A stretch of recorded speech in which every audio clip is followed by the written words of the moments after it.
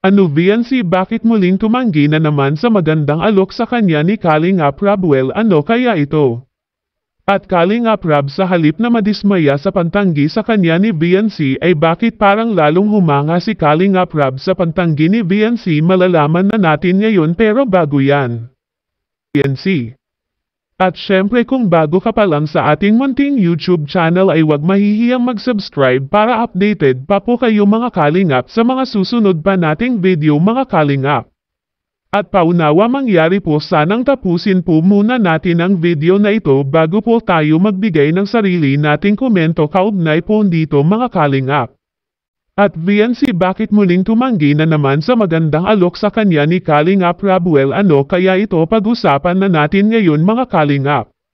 Una po sa lahat, bago po natin umpisahan ang video na ito, ay pasintabi lang po sa mga supporters ng ibang love team.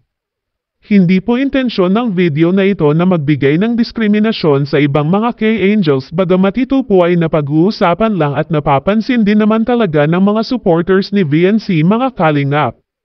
Kung ang iba po kasing mga beneficiary ay nagmamadali o may intensyon na kumita dito sa social media, ay ibang-iba po talaga ang pananaw ni VNC dito.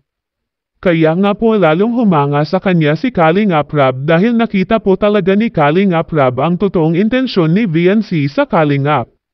Actually, ang pagbablog naman ay depende rin naman talaga sa beneficiary kung gusto niya ito, sa totoo lang po. Inalok na po kasi ni Kalingap Rab si VNC nito lang kung gusto na nitong gumawa ng sariling YouTube channel, at ang sagot nga dito ni VNC ay hindi mga Kalingap.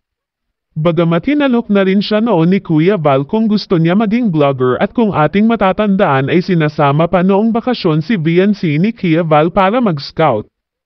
Ang layunin po kasi talaga ni VNC ay yung mag-focus lang sa pag-aaral at makatapos at makatulong sa kanyang magulang pag nakagraduate na siya mga Kalingap. Well, kung iba lang talaga si VNC, ay kukunin niya na ang pagkakataon na ito, dahil literal na inalok naman sa kanya ito ni Kalingap Rab, pero hindi niya ito tinanggap. Ang sabi nga ni VNC ay sobra-sobra na yung natanggap niya para sa kanya at sa kanyang pamilya, bagay na ipinagpapasalamat niya sa lahat ng mga taga-suporta. Ang sabi pa ni VNC ay susuportahan na lang niya aniya si Edo sa mga vlog nito kung kinakailangan.